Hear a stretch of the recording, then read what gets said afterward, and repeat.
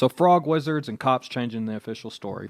Tonight on Consume Propaganda and Coffee, we're diving into the creature that's been, let's say, fucking hopping in and out of the news since the 1950s. I'll try not to do too many frog puns in this one, but I gotta do a few at least. A leathery skinned, humanoid, naked amphibian that may or may not have waved a magic wand. This is the story, or at least me ranting about the Loveland Frogman. Today, I want to take our tale back to 1955, the same decade America was testing nukes in the desert, selling atomic cereal, and deciding that the frog-faced mutants probably weren't just from comic books. Even though in 1955, I bet you there were some great atomic-era frog monster comics.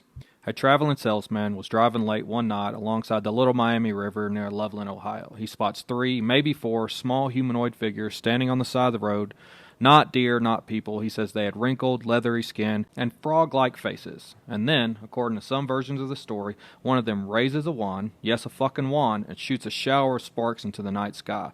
Because nothing says credible cryptid sighting like a frog wizard in Ohio. This is an official story like most of these things. No newspaper from 1955 ever printed this story. It was all just kind of word of mouth, the kind of thing that gets told at bars and slumber parties, and then it becomes a legend. But it set the stage for what was coming next. 17 years later, in March 1972, the Loveland Frog returned, and this time it got the attention of law enforcement. Around 1 a.m., police officer Ray Shockey was driving along Riverside Drive. Cold night, light snow, headlights cutting through the fog, the generic cryptid visuals.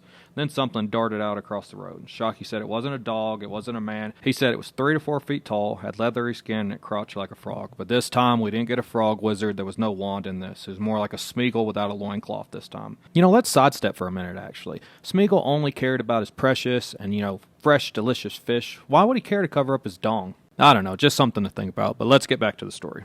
But the police officer slammed on the brakes and skidded to a stop, and then the creature jumped over the guardrail towards the river. That's the moment a local legend was reborn. Shockey filed a report this time, and other officers laughed, but soon they'll stop laughing. 2 weeks later, another officer, Mark Matthews, claimed to have seen the creature again. He stopped his cruiser, he got out, and allegedly he took a shot at it. He said the bullet hit and the animal dropped.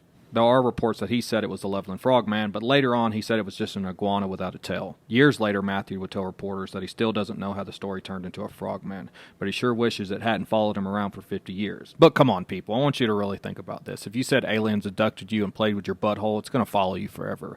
If you said a frog wizard jumped over a river and came right at you, it's going to follow you forever. If you said Bigfoot flashes pink lipstick at you, it's going to follow you. But that's how the Loveland Frogman became folklore gold. It's got all the right ingredients. A shadowy sighting, conflicting eyewitnesses, and one decent police report you can point out at parties. Local papers started calling it the Loveland Frog, or just Frogman, and before long, the story was hopping all over Ohio.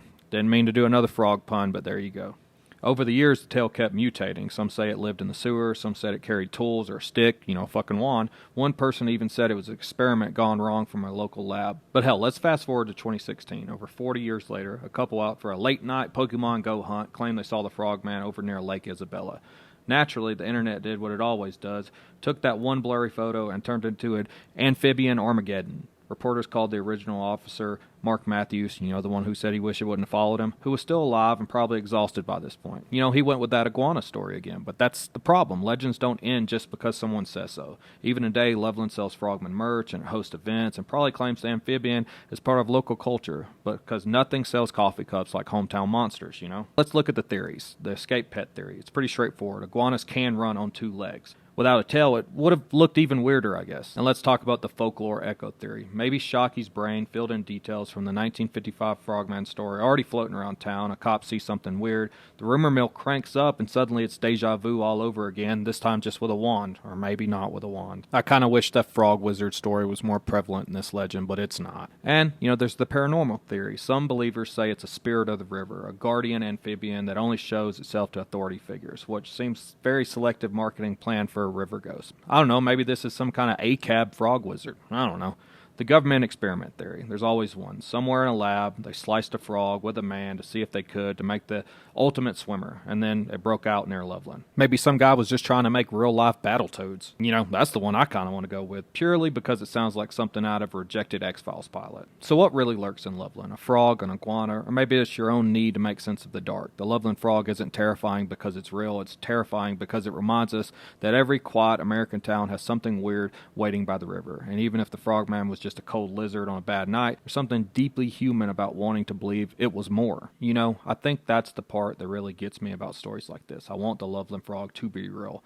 I want there to be weird little creatures hanging out by the river, waving magic wands, and confusing cops in the middle of the night. The world used to be mysterious, and now every shadow gets explained by Google in point 0.3 seconds. I like to think maybe, just maybe, the Loveland frog is still out there somewhere. You know, dodging headlights, waving magic wands, and pissing off cops. You know, maybe the Loveland frog was never meant to be found, but if you're looking for strange things hiding just out of sight, follow along. I've got more weird stories coming along like this.